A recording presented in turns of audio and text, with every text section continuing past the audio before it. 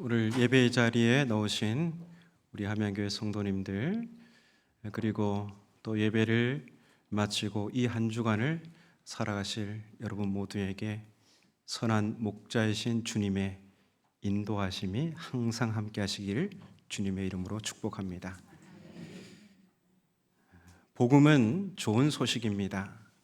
그러나 예수님의 공생애를 기록한 복음서나 예수께서 부활 승천하신 후 사도들이 활동하던 시대를 주목해서 보면 복음은 누구에게나 좋은 소식은 아니었습니다. 예수께서 천국 복음을 전하실 때 세리와 지윈들, 가난하고 병든 자들에게 그 소식은 그야말로 복음이었지만 헤롯 왕과 유대 종교 기득권 세력들에게는 자신들의 입지를 위협하는 반란의 소리였습니다. 그래서 복음을 향해 마음을 활짝 열고 예수를 따르는 사람이 있는가 하면 복음을 전하지 못하도록 예수를 잡아 죽일 흉계를 꾸민 사람들도 있었습니다. 예수님의 부름을 받아 복음을 전하던 바울도 예외가 아니었습니다.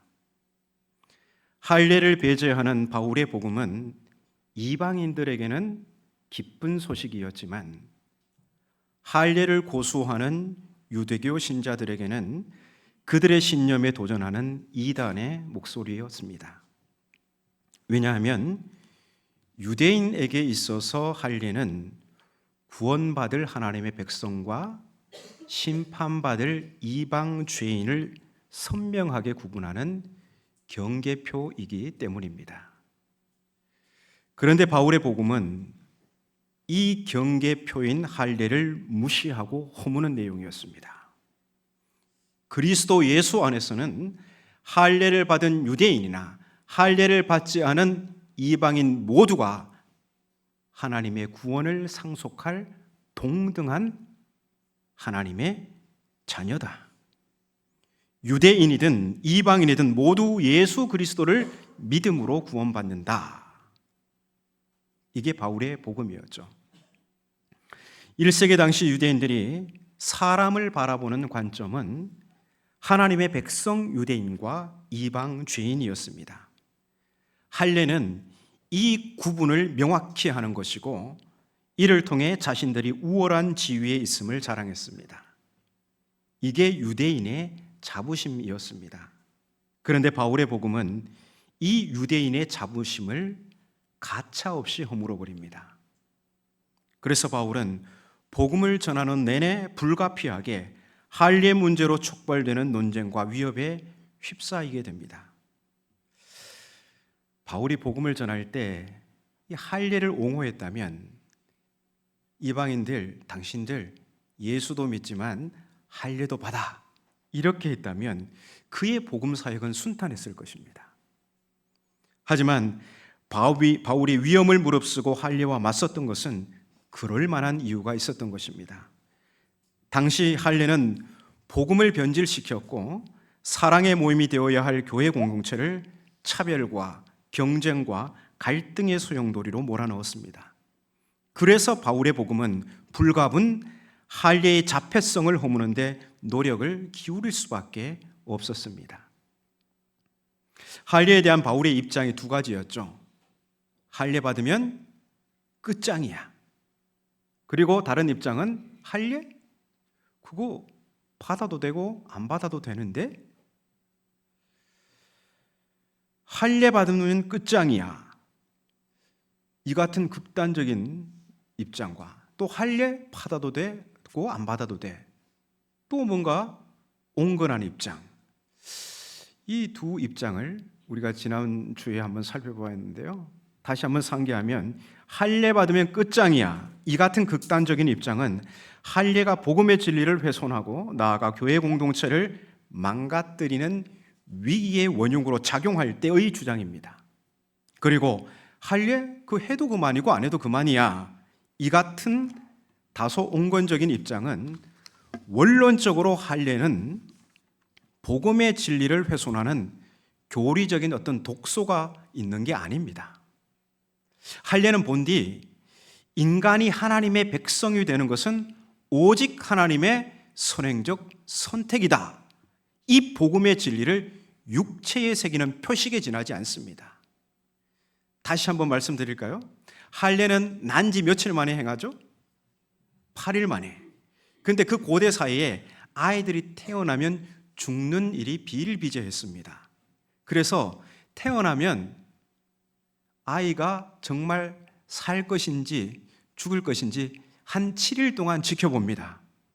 그래서 7일이 지나면 하나님께서 생명을 주셨구나 해서 8일째 할례를 행하는 거예요. 그러면 이 아이가 진짜로 태어난 날은 언제예요? 할례를 행하는 8일째예요. 7일은 이 7일간 7일은 완전수 아니에요. 하나님의 충만한 수예요. 이 7일이 지났다는 것은 하나님께서 이 아이에게 생명을 주셨다는 거예요. 그래서 8일 만에 할례를 행하는 겁니다. 이 고백은 뭐예요? 이 8일 만에 아이가 뭘 할 수 있겠습니까? 자기 힘으로 뭘 할 수 있겠습니까? 할 수 있는 거라고 하면 배고프면 젖달라고 울고, 똥 싸면 이거 치워달라고 울고, 할 줄 아는 게 그거밖에 없는 아이예요. 근데 그런 아이에게 할례를 행했다는 건 뭐예요? 네가 하나님의 백성이 되는 것은 네가 무엇을 했기 때문이 아니라 하나님의 은혜로운 선행적 선택이다, 이거예요. 그 신앙 고백을 육체에 새기는 것, 그게 그냥 할례일 뿐입니다. 그러니까 할례는 나는 아무런 자격이 없는데, 나는 하나님 앞에서 아무런 선한 행실이 없는데, 그런 나를 하나님 나라를 상속할 하나님의 백성, 하나님의 자녀로 삼아주신 것은 하나님의 선행적 선택이라는 이 신앙 고백을 성기에 새겨서 기념하는 것일 뿐입니다. 그래서 이 진리를 아는 유대인이라면 자기 육체에 행한 할례를 볼 때마다 하나님의 은혜를 자랑해야 합니다. 뭔 육체를 자랑하겠습니까?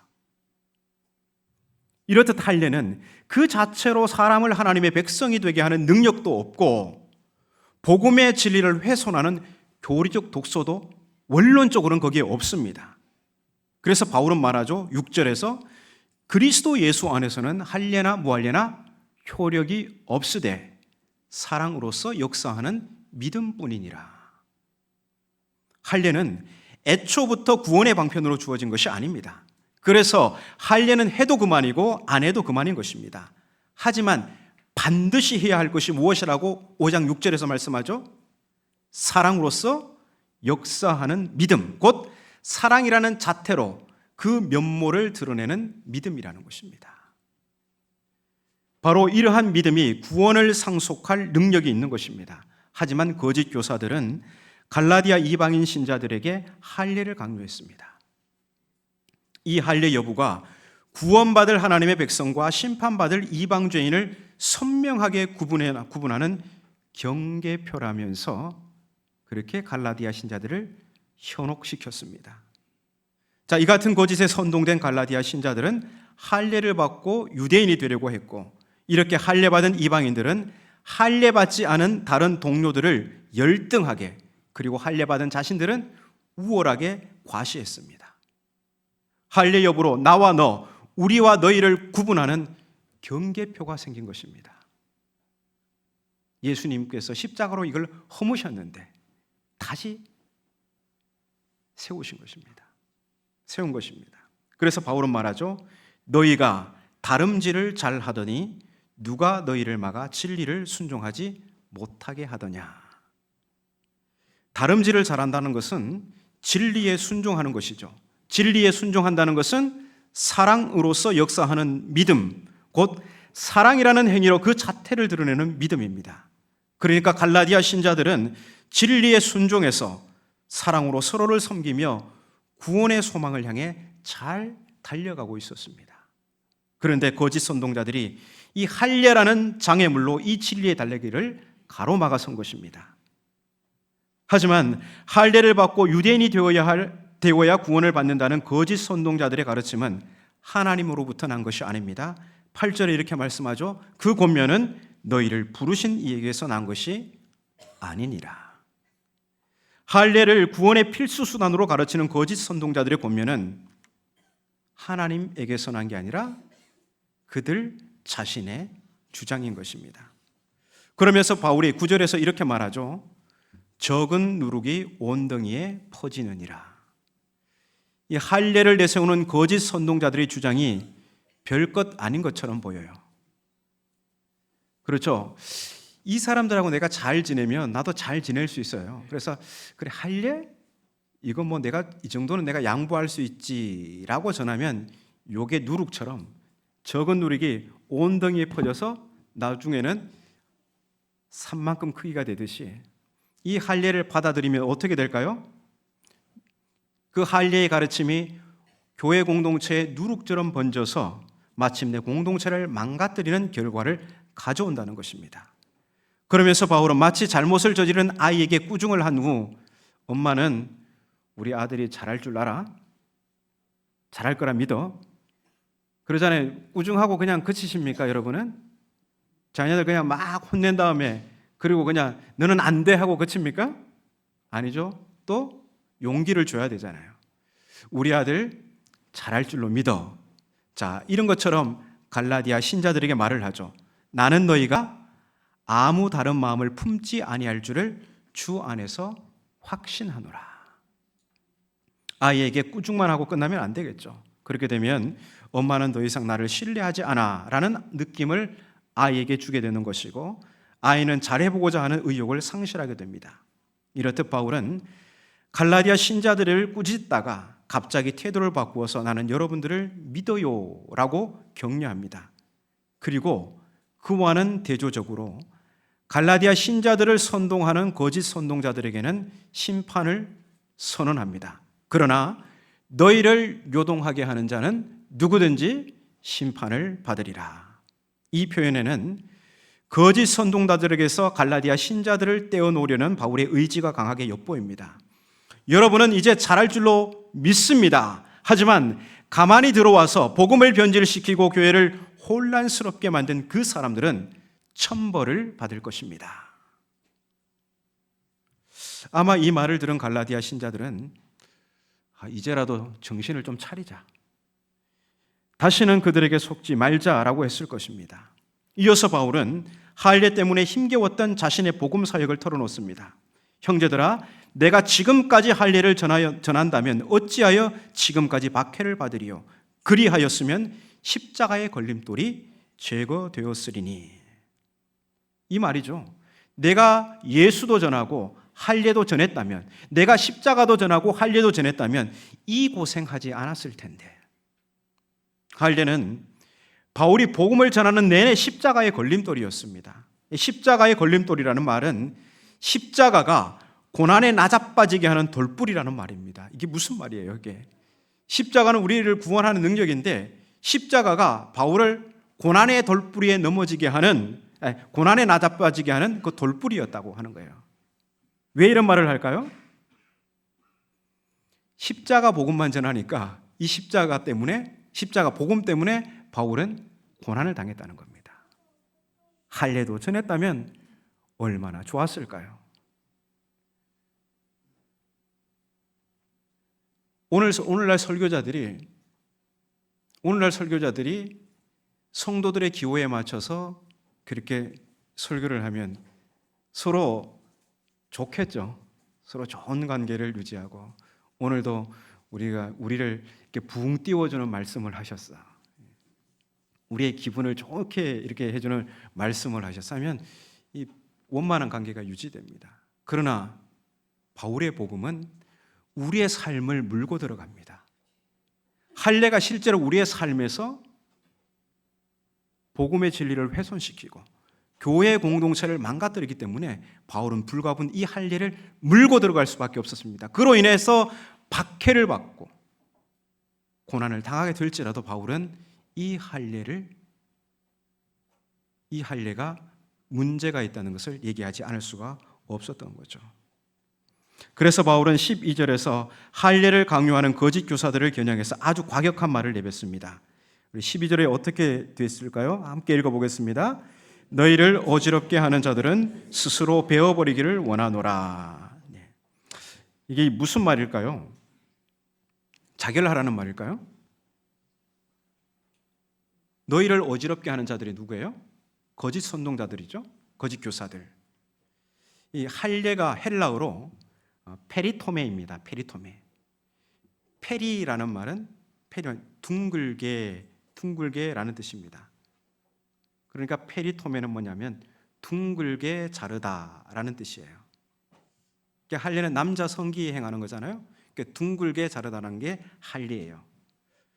그런데 12절에 베어버리다라고 번역된 헬라말은 확 자르다라는 뜻입니다. 그러니까 이런 뜻이죠. 할례를 전하는 거짓 선동자들, 할례가 그렇게 좋아? 그러면 주변만 둥글게 자르지 말고 아주 확 잘라버리지. 엄청나게 과격한 말이죠. 바울은 이 갈라디아서가 성경이 될 줄로 분명히 몰랐을 것입니다. 만일 이게 성경이 될 줄 알았다면 다른 표현을 썼겠죠. 아마 바울은 천국에서 우리 교회에서 이 구절을 읽을 때마다 입을 뒤집어 쓰고 막 입을 킥하고 있을 겁니다. 막 내가 그때 그렇게 내가 열이 올라가지고 이 과격한 말을 했는데 내가 나중에 후대의 성도들이 이게 성경으로 읽을 줄 알았으면 내가 이런 표현은 안 썼을 텐데 라면서 엄청나게 후회했을지도 모릅니다. 물론 지혜로운 여러분들은 여기서 바울이 했던 언어의 과격함을 주목하지 않을 것입니다. 오히려 우리가 주목하는 것은 바울이 복음의 효과적인 선포를 위해서 그리고 교회를 그리스도의 모양으로 재형성하기 위해서 그 장애물이 되었던 할례와 얼마나 치열하게 싸웠는지를 보는 것입니다. 그렇다면 교회든 우리가 교회 안에서 싸워야 할 대상이 분명해집니다. 여러분은 교회 공동체에서 누구하고 싸우겠습니까? 저하고 싸우시겠습니까? 아니면 좀 만만해 보이면 내가 이길 만한 싸우는 사람들은 보통 이제 내가 싸워서 이길 만한 대상을 딱 고르죠. 만만한 사람. 누구하고 싸우시겠습니까? 오늘 우리가 싸워야 할 대상은 나와 너, 우리와 너희를 경계짓는 할례와 같은 육체의 자랑들입니다. 그런데 우리 그럴 때 기쁘지 않나요? 내가 남보다 더 나을 때, 우리 집단이 상대 집단보다 더 우월하다고 생각할 때, 이때 가장 살만 나지 않습니까? 그리고 내가 그러한 것들을 내가 취하고 있을 때 그거 자랑하고 싶지 않습니까? 근데 복음은 그것과 싸워야 한다고 합니다. 나를 남보다 더 돋보이게 하는 것, 우리를 상대와 비교해서 더 도드라지게 하는 것들, 그것을 자랑하고 내세우려는 게 아니라 그것과 싸워야 한다고 바울은 이야기하고 있는 것입니다. 그러면서 바울은 이제 갈라디아 신자들을 향해서 간곡한 호소를 하는데요, 13절을 함께 읽겠습니다. 형제들아, 너희가 자유를 위하여 부르심을 입었으나 그러나 그 자유로 육체의 기회를 삼지 말고 오직 사랑으로 서로 종노릇하라. 아멘. 바울은 갈라디아 신자들을 형제로 부르면서 여러분들이 자유를 위하여 부르심을 입었다고 합니다. 여기서 바울이 말하는 자유란 바로 할례와 같이 육체에 속한 것들로부터의 자유를 말하는 것입니다.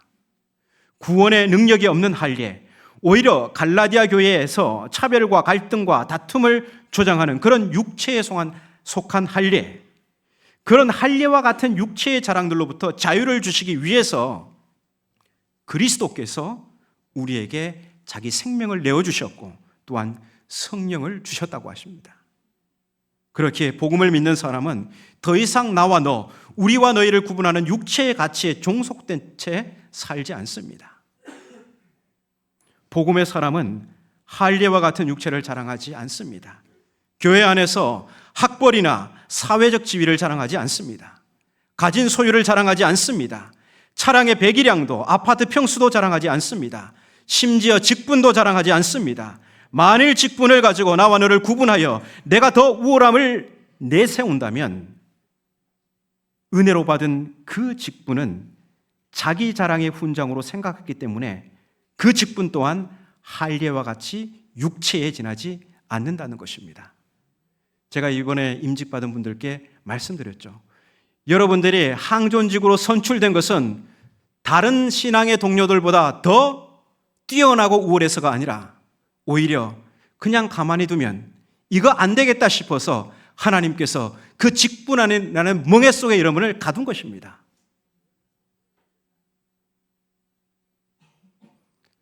제가 목사가 된 것도 마찬가지입니다. 이거 목사라는 멍에를 메우지 않으면 이거 사람 구실 못하겠다 해서 세상에서 가장 못난 사람, 죄인 중에 괴수인 사람을 불러서 하나님께서 그 직분을 멍에를 메워주신 것입니다. 가장 못난 사람에게 그 영광스러운 직분을 주셨다면 그게 자랑할 것입니까? 아니죠. 그거 육체와 같은 걸 나와 남을 구분하는 것입니까? 아니에요. 오히려 더욱더 그 직분을 생각할 때마다 더 겸손하라는 거예요. 거기에 더하여 복음의 사람은 11조 액수를 가지고 은근히 나와 너를 달라 이렇게 생각하지 않습니다. 내가 드리는 11조 액수가 많다면 그것은 하나님께 받은 은혜가 큰 것일 뿐 11조를 적게 하는 사람과 구분짓는 경계표가 될 수 없습니다. 만일 11조 액수로 인해서 내가 교회 안에서 더 우월한 위치에 있다고 생각하면 그 11조 또한 육체에 지나지 않습니다.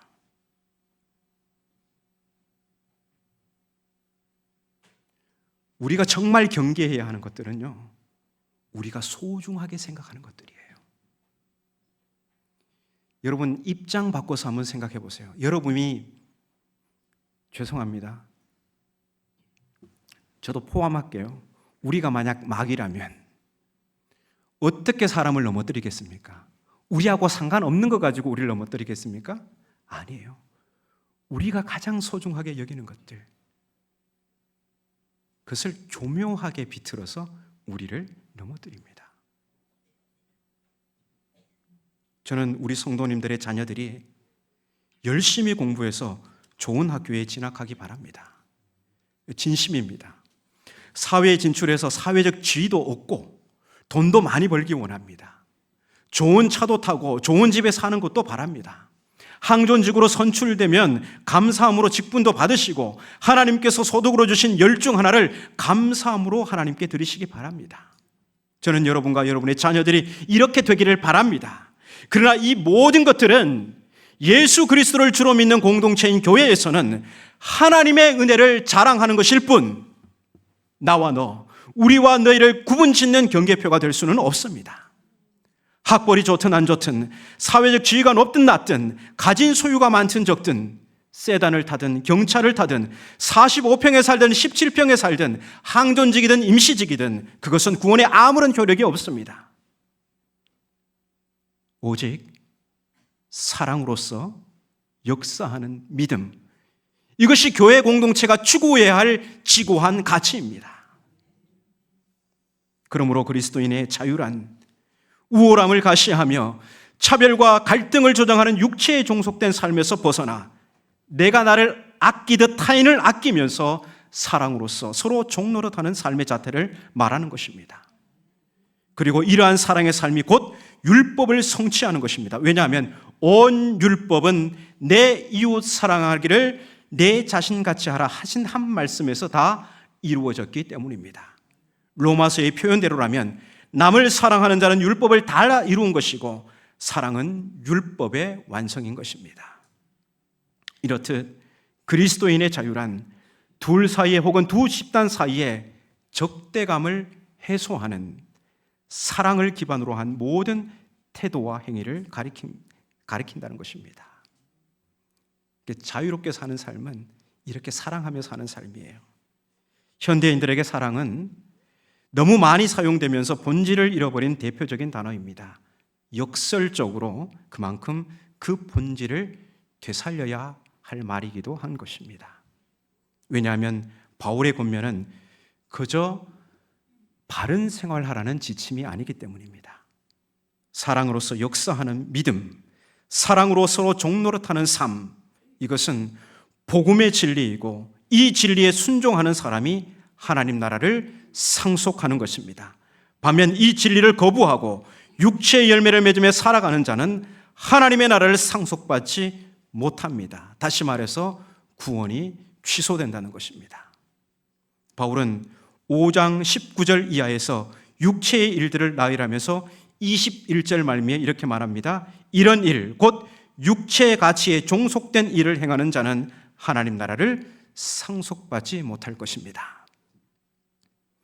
그리고 오늘 본문 마지막 15절에서도 바울은 육체의 가치에 종속된 삶은 공동체 내에 갈등과 다툼을 유발하고 그러한 행위는 멸망, 곧 종말론적 구원을 상실하는 결과를 초래한다고 엄하게 경고하고 있습니다.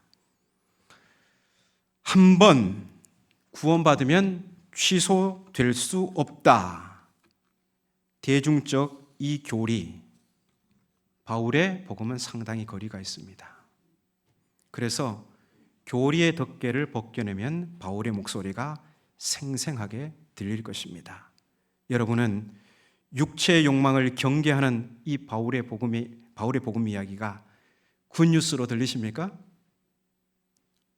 좋은 소식으로 들리십니까?